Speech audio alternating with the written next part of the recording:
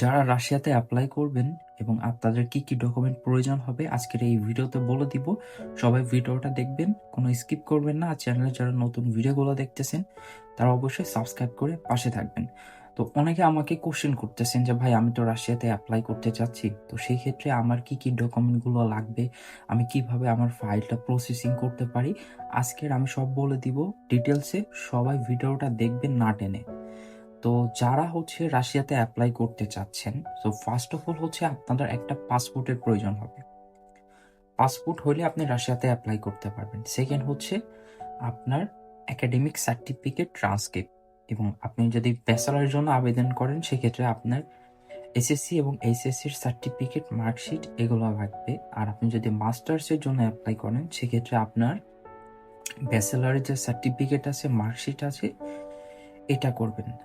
তার এই 5টা জিনিস হলে আপনি রাশিয়াতে জন্য অ্যাপ্লাই করতে পারবেন। আবার অনেক ইউনিভার্সিটি আছে যেখানে আপনার অ্যাপ্লাই করার সময় আপনার রাশিয়া থেকে ট্রান্সক্রিপ্ট করা লাগে। আপনার পাসপোর্ট, সার্টিফিকেট এগুলো রাশিয়ান ল্যাঙ্গুয়েজে ট্রান্সলেশন করা লাগে, যেটাকে আমরা পেরিওদ বলি।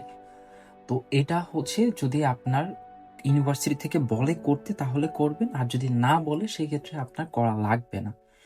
এখন এই ডকুমেন্টগুলো নিয়ে আপনি যখন ইউনিভার্সিটিতে সাবমিট করবেন, সাবমিট করার পরে আপনার ইউনিভার্সিটি থেকে অফার লেটার দিবে, ইনভাইটেশন দিবে। এবং আপনার অনেক ইউনিভার্সিটি আছে যেখানে আপনার যদি তারা অ্যাডভান্স টিউশন ফি দিতে বলে 50%, বা অনেক ইউনিভার্সিটি আছে যেখানে তারা ফুল পেমেন্ট করতে পারে। তো ওরা ইউনিভার্সিটি থেকে আপনাকে একটা কন্ট্যাক্ট লেটার দেবে। এই কন্ট্যাক্ট লেটার নিয়ে আপনি টাকা পেমেন্ট করবেন। কন্ট্যাক্ট লেটার যতক্ষণ পর্যন্ত না হাতে পাবেন আপনি কোনো টাকা পেমেন্ট করবেন না। তো কন্ট্যাক্ট লেটার পাওয়ার পরে আপনার ইউনিভার্সিটি থেকে আপনাকে অফার লেটার, ইনভাইটেশন সবকিছু দিবে। তখন আপনি কি করবেন, বাংলাদেশ থেকে আপনি মেডিকেল করবেন মেডিনোভা থেকে।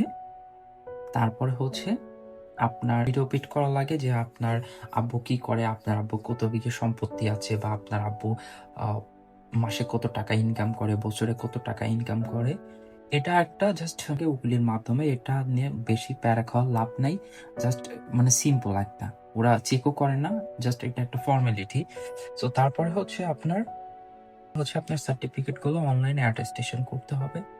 তো এই সব কিছু ডকুমেন্ট আপনি যখন রেডি করে নিয়ে এম্বাসিতে যাবেন, এম্বাসিতে অ্যাপয়েন্টমেন্ট ডেট নিতে হয়। এটা অনলাইনে এখন নেওয়া যায়। তো অ্যাপয়েন্টমেন্ট ডেট নেওয়ার পরে আপনি ইন্টারভিউ দিতে যাবেন। এখন ইন্টারভিউতে আপনার অত হার্ড কোনো কোশ্চেন করে না, ওরা বেসিক কোশ্চেন করে যে আপনি কোন ইউনিভার্সিটিতে যাচ্ছেন, কোন সিটিতে যাচ্ছেন, কেন রাশিয়াতে যাচ্ছেন, তারপর এই ইউনিভার্সিটি তুমি কেন চুজ করছো, এইগুলো বেসিক কোশ্চেন ধরে। বেসিক কোশ্চেন ধরার পর ওরা আপনাকে একটা পাসপোর্ট ডেলিভারি লিখে দিবে। সো এই ডেলিভারি যখন লিখে দেবে তখন ওই ডেটে আপনি এম্বাসিতে যাবেন, গিয়ে আপনার পাসপোর্টটা কালেক্ট করবেন। যদি আপনার ভাগ্য সহায় হয় তাহলে ইনশাল্লাহ ভিসা পাবেন, আর যদি ভিসা না পান ওরা আপনার পাসপোর্টে রিজেক্ট লিখে দেয়।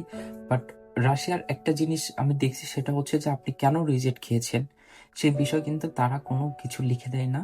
যদি ভিসা পান তাহলে ওরা ভিসা দেয়, আর ভিসা যদি না পান তাহলে ওরা কেন রিজেক্ট খেয়েছে এগুলোর কোনো রিজন বলে না। এখন এখন এই মোটামুটি ডকুমেন্টগুলো লাগে, আর এইভাবে অ্যাপ্লাই করতে হয়। আর বাংলাদেশ থেকে জানেন তো আপনি রাশিয়াতে ডিরেক্ট টাকা পাঠানো যায় না।